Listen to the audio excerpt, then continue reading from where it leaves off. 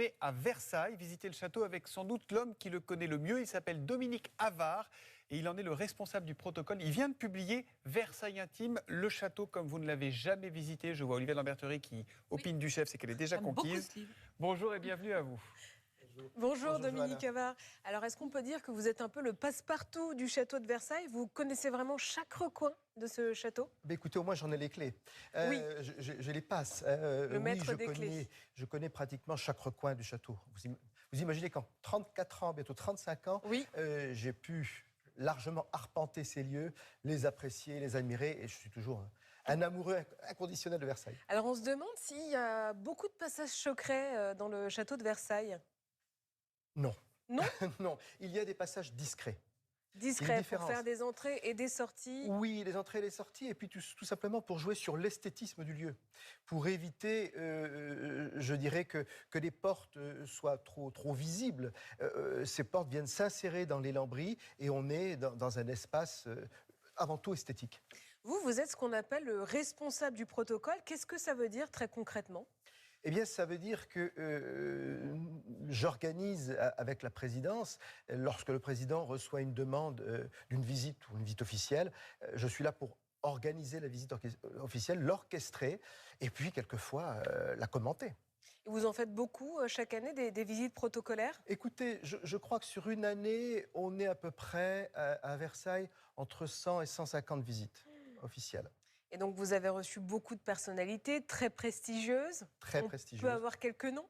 Oui, écoutez, le panel est très large, puisque j'ai reçu des personnalités du monde du showbiz, des grands acteurs nationaux et internationaux, évidemment, des hommes politiques, des grands scientifiques. Vous voyez, donc c'est très, très large.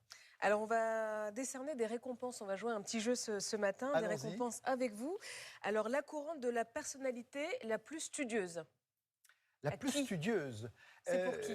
Je me souviens d'une personne extrêmement studieuse, extrêmement attentive aux commentaires. Ce fut Jean Guiton, grand philosophe et chrétien français. Et la personne la plus intéressée par cette visite privée? Ce serait très difficile. Parce que quelques noms? Lorsqu'on rentre à Versailles, on ne peut être qu'intéressé. Et émerveillé, on imagine. Et émerveillé, oui. Alors, quelques noms, des noms qui peuvent peut-être surprendre parce qu'on ne les verrait pas forcément dans ce cas de figure. J'ai par exemple Jane Birkin. J'en parle souvent. C'est une personne qui était extrêmement intéressée, qui a posé plusieurs questions, des questions totalement inattendues. Mais elle était déjà venue, Jane Birkin. Je crois que c'est en 1973 pour une soirée de gala. Donc elle est revenue après tant d'années. Et la personne la moins concernée? Vous parlez notamment dans le livre, je ne vais pas donner le nom tout de suite, mais d'une actrice américaine. Oui. C'est une question un peu piège, mais non, je vais y répondre tout de suite. Moins concernée, je pense qu'elle l'était à la base concernée, c'était Cameron Diaz. Elle était concernée, mais... Qu'est-ce qui s'est passé quand elle est venue? Ce qui s'est passé quand elle est venue, ce sont les hordes de paparazzi qui l'ont plus qu'accompagnée, je dirais qu'ils l'ont plutôt harcelée. Et pendant tout le reste de la visite, elle n'arrivait plus à se décrocher de ce moment qui avait été presque terrifiant pour elle. Et son portable n'arrêtait pas de sonner, je crois, toutes les 4, 5, 6 minutes. Enfin, c'était insupportable pour elle et pour moi qui l'accompagnais. C'est une situation plutôt délicate, oui. On imagine que c'est difficile de se concentrer dans ces conditions. Oui. Alors, il y a eu également Lady Di, Karl Lagerfeld, Prince, Simone Veil. Qui vous a le plus marqué? Peut-être même hypnotisé, parce que vous parlez quand même...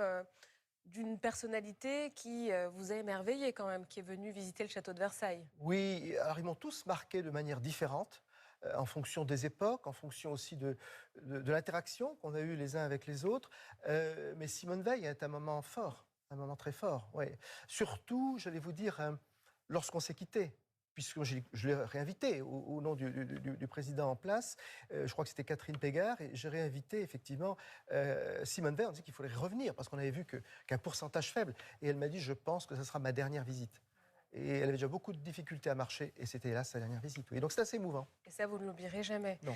Alors, on imagine que vous avez déjà eu des demandes surprenantes, extravagantes. Par exemple, faire visiter le château de Versailles à l'ancien dirigeant libyen Mouammar Kadhafi.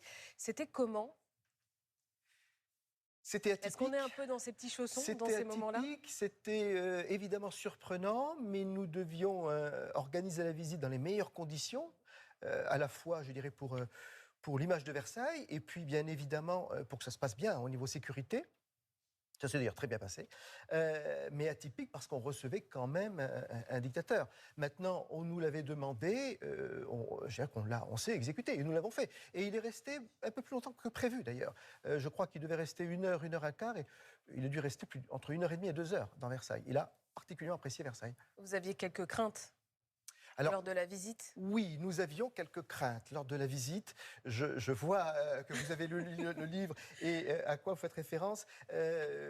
Nous avions décidé un parcours assez classique, à vrai dire, et puis une des pièces qu'on ne souhaitait pas spécialement ouvrir, pour qu'ils puissent rentrer à l'intérieur, c'est la salle du Sacre. Et dans cette salle du Sacre, nous avons un très très grand tableau de grand format, qui est la bataille d'Aboukir. Où beaucoup de musulmans se font véritablement massacrer par l'armée napoléonienne. Et ce n'était pas vraiment très intéressant de lui présenter, évidemment, et voir même un sujet plus que sensible. Et il a souhaité quand même découvrir ce tableau, découvrir ce lieu. Et personnellement, comment ça s'est passé, le lien avec lui, les échanges? Il était comment?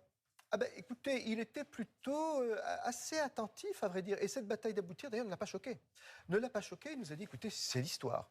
Voilà, et on s'est tous regardés, soulagés, et on est passé à un autre sujet. Mais non, ça s'est foncièrement bien passé. Donc, le soulagement, finalement. Merci beaucoup, Dominique Havard, d'avoir été avec nous ce matin. Donc, je rappelle que votre livre, Versailles intime, le château comme vous ne l'avez jamais visité, est publié chez Grasset et disponible en librairie. Il est passionnant, votre livre.